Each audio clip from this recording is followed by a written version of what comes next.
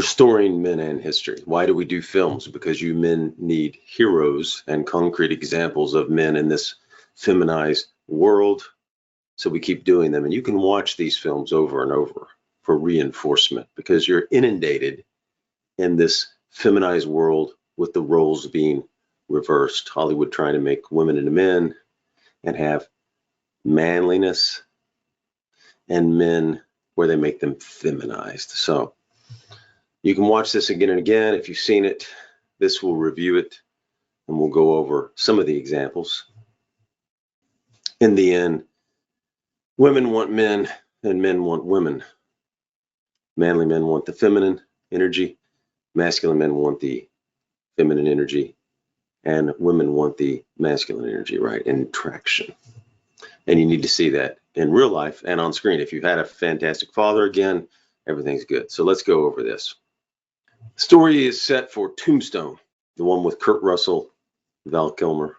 And it's a fantastic and magnificent manly film where the roles, they get pretty much right. So we're going to review it also. Restoring Men in History talks about what? Friendship. And you have this magnificent friendship between Doc Holliday and Wyatt Earp. If you can have a friendship like that, you men will be blessed, especially if you can have one like that. Imagine having that friendship for decades. All right, Wyatt Earp's played by Kurt Russell, the great actor, very manly actor. Val Kilmer plays Doc Holliday. So those are the two friends in the story that we want to focus on, especially. And it starts out, and Wyatt Earp is doing what? He's being a man. He's headed out to build his fortune, and he brings his brothers and their wives with him, and his wife, their family. You can get the glimpse of that when they look into the window, and he says, just look, take it in, because they're back reunited as a family. So he's a family guy. He loves his family. He loves his brothers. And you'll see he loves Doc Holliday too. So he's into friendship and family right away. And there used to be a saying, go west, young men, where you could build your fortune. I think now it's go east, young men, and away from there. But anyway, he has gone out to build his fortune. He's been a great lawman, a man of reputation as getting the bad guys. And here we are now in Tombstone. If you think it's important to build better, stronger men, please subscribe. We would appreciate it. So right away, you see Wyatt Earp's introduction is kind of protecting his horse. A guy slaps it, and Wyatt doesn't like that. And then you see Doc Holliday.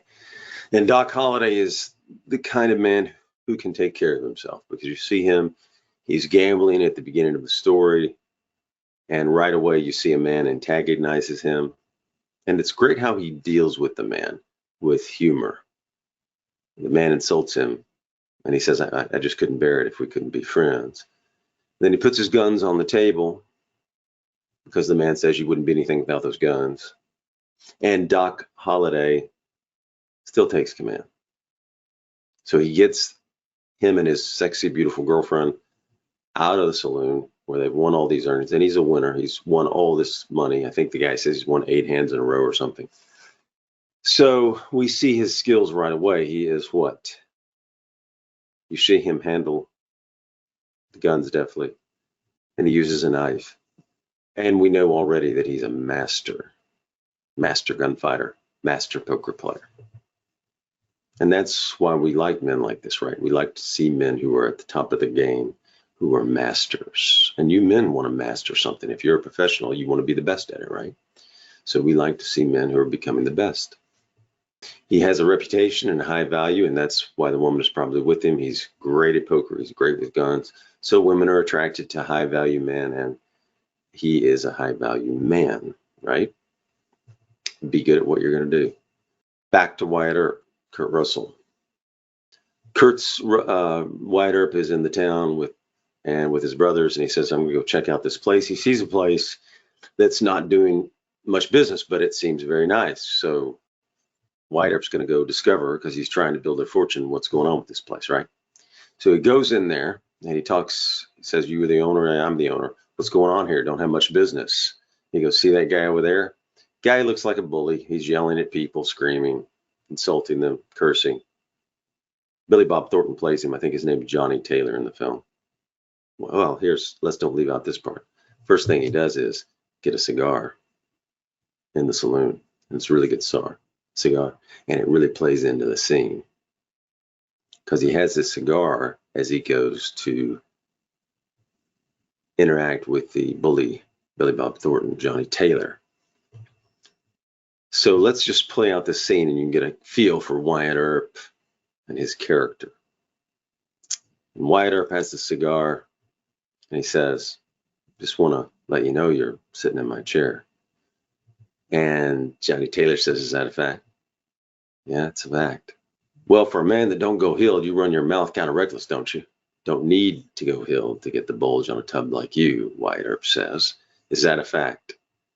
And Wyatt Earp is cool, calm, and collected through the whole scene. You can tell he's not nervous. He's not afraid of this guy. He knows there's no threat, that this guy's just a talker, and he says, that's a fact. And Billy Bob Thornton says, I'm real scared. Damn right you're scared. I can see that in your eyes. So Wyatt Earp knows bad guys and good guys by now, and he knows bullies. And he says, and Billy Bob Thornton says, all right, I'm going to go ahead, skin it. Skin that smoke wagon and see what happens. Listen, mister, I'm getting awful tired of he slaps him. So Wyatt Earp just slaps him, says, I'm tired of your gas. Now jerk that pistol and go to work. I said, throw down, boy. Slaps him again. Now Billy Bob Thornton's bleeding. He looks, and Kurt Russell says a fantastic line here. You gonna do something or just stand there and bleed? No, I didn't think so. Takes his guns out, takes him by the ear, and takes him out and says, all right, youngster, out you go. Don't come back. Ever. So Earp knows how to deal with a bully. He has taken initiative. That's a manly trait. And he's established them a place of business now. Makes a deal with the owner. Says, how about 25%? That sound about right?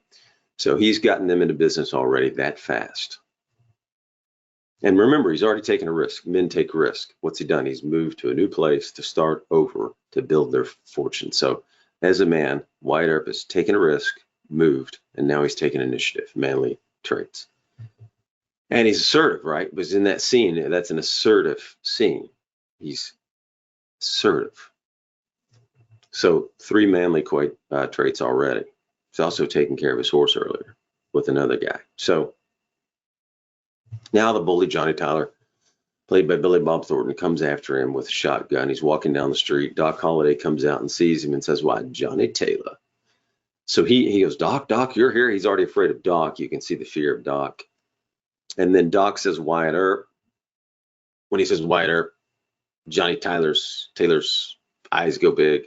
You can tell he's totally afraid. Wyatt Earp tells him, leave the shotgun. He puts it down. So reputations. Doc Holliday has a reputation. Wyatt Earp has a reputation. Reputation precedes you. And the bully thanks Wyatt and leaves the shotgun on the ground. Again, Wyatt doesn't go around looking for fights. He doesn't need to prove himself, ever. In fact, in that earlier scene with Johnny Tyler, he's unarmed. Johnny Taylor's armed. So Wyatt's not looking for a fight just for no reason. Men shouldn't go looking for a fight for no reason, right? And then a little bit later comes along, Wyatt is trying to not get them involved in a war with the Cowboys. And the Cowboys are at the beginning of the story are set up. They're this gang and they've been running wild. It's 1879 and the story introduces them by introducing the Cowboys, the bad guys, at a wedding where the bride and groom are walking out. And all the guys with the bride and groom are walking out. They've got guns. And the Cowboys are in front of them. And they throw 2 red sashes at them. Now, the Cowboys wear these red sashes to mark their gang, their symbol. And apparently these guys have taken out 2 of the Cowboys, so they give them the sashes back. And then they gun them down, and then they rape the bride, it looks like, from what we're seeing, because they take her. So these are really bad guys, right? So we established the Cowboys are really bad guys, and now the Cowboys are coming into the saloon where Wyatt Earp has his gambling enterprise. The master, Doc Holliday, is there with him. His brothers are there with him, and a bunch of cowboys. Cowboy comes up. Wyatt Earp doesn't want trouble, so he says, winner, $500. So Curly Bill is the leader Wyatt Earp is the leader of the Earps and Doc Holliday. So you've got leaders and masters in the stories. And a lot of times you'll see this, a master gunfighter with a leader. And in this story, the good guy gunfighter, who's the master, is Doc Holliday, played by the great Val Kilmer. And the bad guy is Johnny Ringo, played by Michael Biehn. Those are going to be set up, and it's set up coming soon. But first, leader to leader.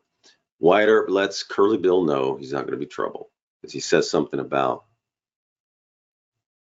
Ike Clanton, the famous Ike Clanton, played by Nathan Lane, great actor, great performance, comes up, gets real close to Kurt Russell and says, "Law don't go around here much." And Wyatt Earp says, "It's all right, I'm not here to be a lawman. I'm retired." So he says right away to these guys, he's telling everybody, I'm not going to be in your way. Do what you've been doing. I'm just here to make money. He doesn't want a war. He's not looking for a war. He's not looking for trouble. He's trying to build his fortune now. He's trying to stay on purpose. His mission is to build a fortune for his family. He's trying to prevent these guys from knocking him off his mission and purpose and getting back into the law or trouble. But he does stand his ground, because Ike Clanton gets in his ear and says, "Law don't go around here much," again.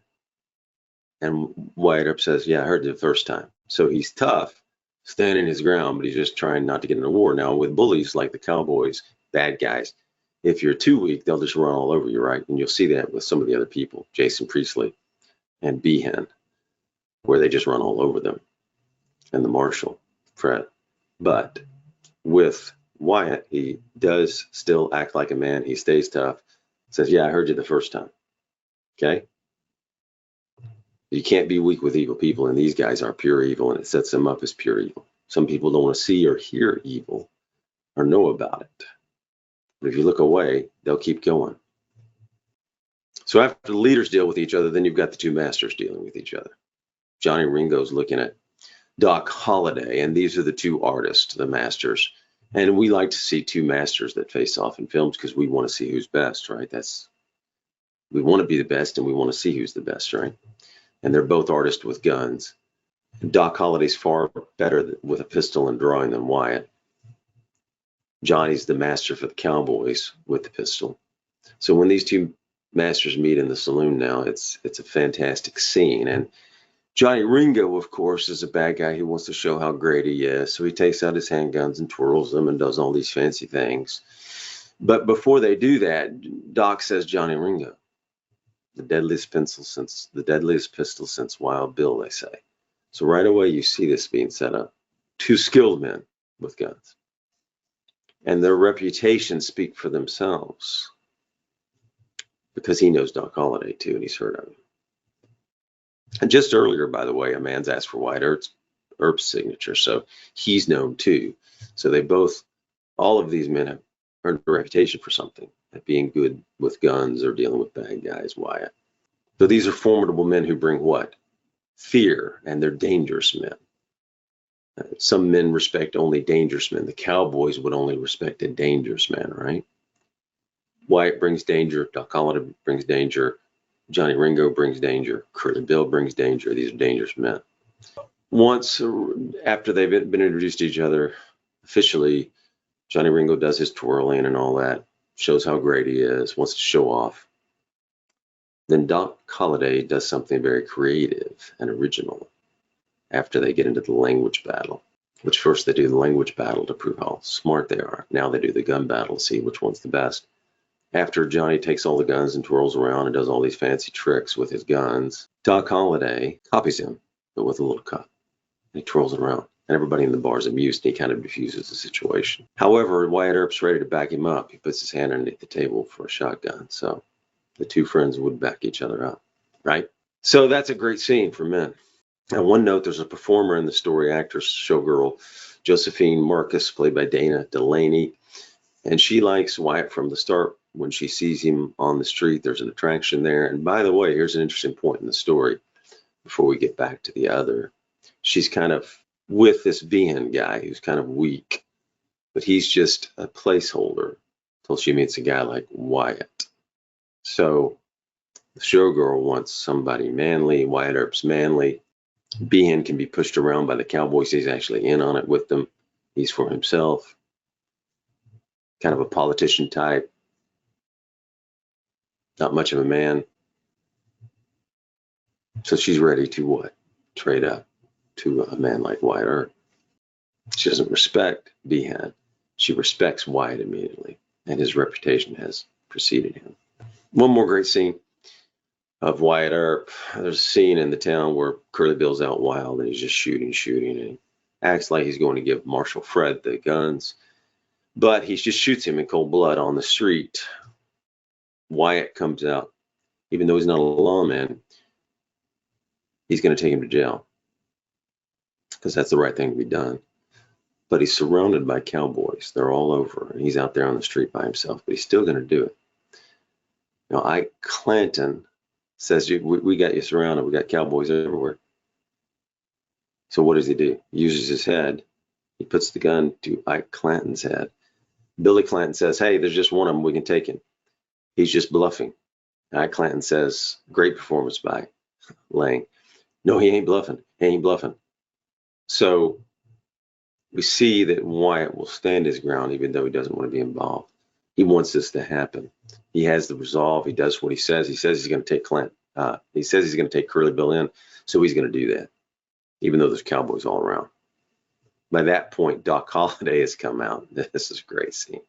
So Doc Holliday comes out and pulls a gun out on Billy Clanton, who has his gun and knife. And Billy Clanton says, you're probably seeing two of me. And Doc Holliday has this classic line where he says, he pulls out another gun and says, that's all right. I got one for each of you. So that's a great scene. Now, Wyatt's brother Virgil, you can tell it's bothering him.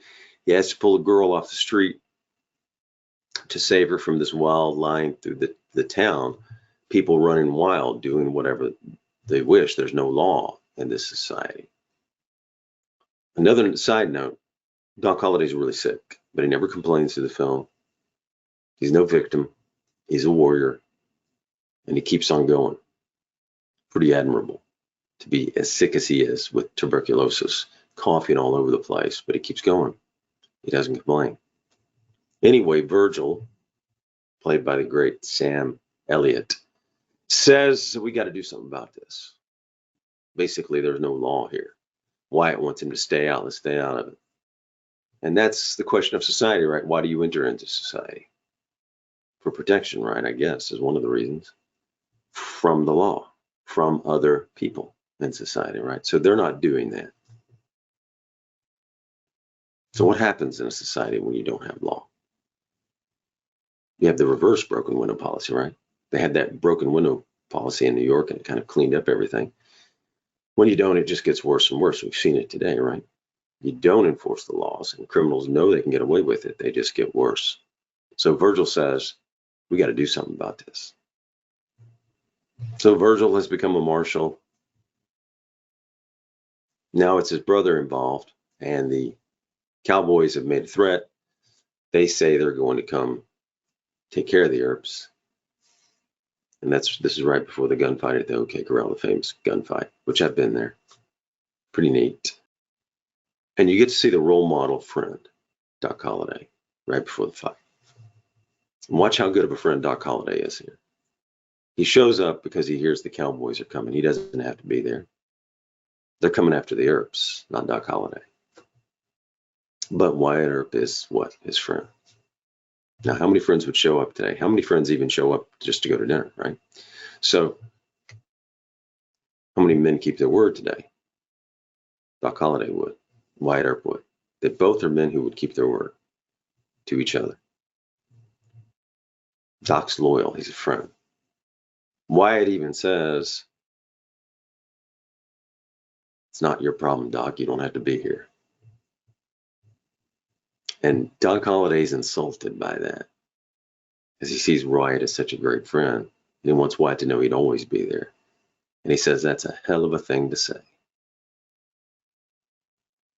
He's insulted.